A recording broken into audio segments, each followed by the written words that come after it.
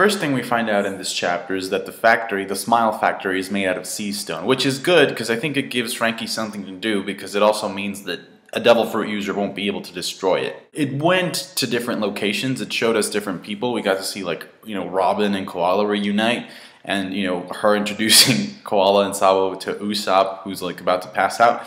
And Diamante and Trouble have begun, you know, just taking people out. And also Kinemon, I think he's going to have a very comedic sort of role, because by the end of this chapter, Doflamingo says, if you want my head, come for it. You know, you want to defeat me, you can kill me.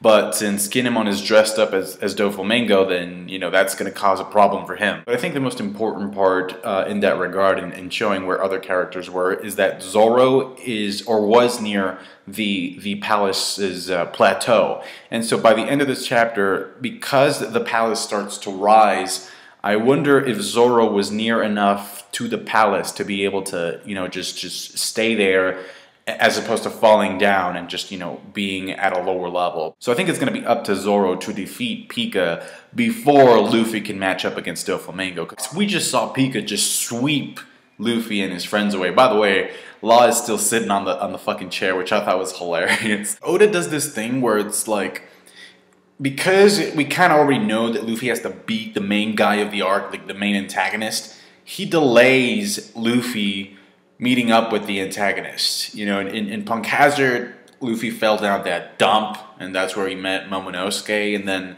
in Skypiea, he was, you know, inside of a snake. So yeah, Pica's ability is kind of like a plot device at this point. We also find out about Doflamingo's string clone, which is the thing that got its head cut off. I don't want to say it was bullshit, but I just would have appreciated more foreshadowing, you know, in terms of knowing that maybe Doflamingo could have done something, you know, like create a clone. Moving on, he goes to work on Luffy. Like, he goes ham on Luffy. Well, he actually starts with Kiros, because he's like, I'm gonna show you how you behead a motherfucker. He kicks it, and the entire tower, like, you know, the royal hall thing just falls. Just kind of like the overheat thing, but with his leg. Then he uses armament hockey, and I love the fact that it also goes onto his feathers, and he blocks the jet Gatling. And then the clone, initially I thought the clone had attached his strings to Luffy, but he just slashes him in the back, and then Doflamingo armament hockeys up and just punches Luffy in the face. And you see blood coming out of Luffy. But then Doflamingo gets bored, and so what happens is his clone sort of like, you know, just dissipates, you know, because he activates Birdcage, and it's like, you know, the strings just form an enormous sort of, yeah, a string-made birdcage type of dome, which is incredibly sharp because, like, people are trying to escape, and this guy gets his hat cut off as well as his mustache. But the cage also interferes with the Dendenmushi signal, so it fucks up communications. When Pica started, like, you know, transforming the landscape, because the factory rises up as well, right?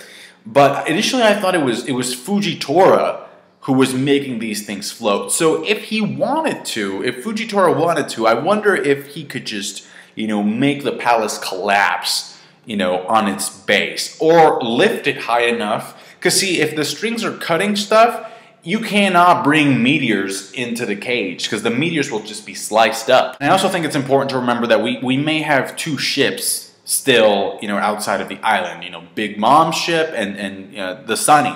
So depending on, you know, how that whole thing worked out with Sanji, you know, you could possibly see them returning. Because I'm pretty sure if you're on the coast, you could totally see that stream dome. Doflamingo sets up a bounty hunt, and he's included in this.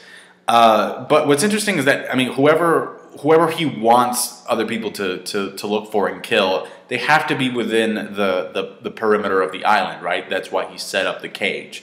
So, I mean, it's kind of obvious that he's going to say, bring me Mugiwara's head, you know, the Straw Hats, everybody in the Straw Hats, you know, probably the revolutionaries, Koala, Hack, Sabo. What the fuck happened to ZP0? Right now, Dressrosa is just in a full state of panic and chaos, really chaotic, which I think is something that Doflamingo likes, because if you remember in Marineford, when Whitebeard was making the waves move around and the entire fucking, you know, island quake and shit, this guy was just laughing his ass off. So, you know, I think he gets off on this. After Luffy used Gatling on him, I remember when he was fighting Sanji, he said, yo, these kicks are no joke.